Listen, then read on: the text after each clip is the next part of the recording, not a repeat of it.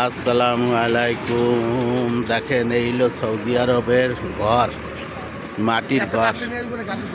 দেখছেন এই ঘরগুলিতে আগে এরা বসবাস করত। খেজুরের ডেগুলিও পচে নাই, এদের কপাল বলতে দেরি লাগে। দেখেন কপাল খুলতে দেরি লাগে না। এদের এখন লাখ লাখ কোটি কোটি টাকার মালিক। এক একজনের 4-5টা গাড়ি, ঘর। আর তাদের বসবাস ছিল এই ঘরে। এই ঘরে তারা বসবাস করত। দেখছেন এই মহল্লাটা পুরো মাটির ঘর। আমরা এই জন্যই দেখাইতে আছি যে এরা আগে এইভাবে চলছে। দোয়া করবেন। হ্যাঁ গো, আর জানি আল্লাহ দেয়। এই কেন্দ্রীয় মসজিদের লগে এই ঘরটা দেখছেন। এখানে অনেক ঘর আছে, এখানে অনেক অনেক মাটির ঘর।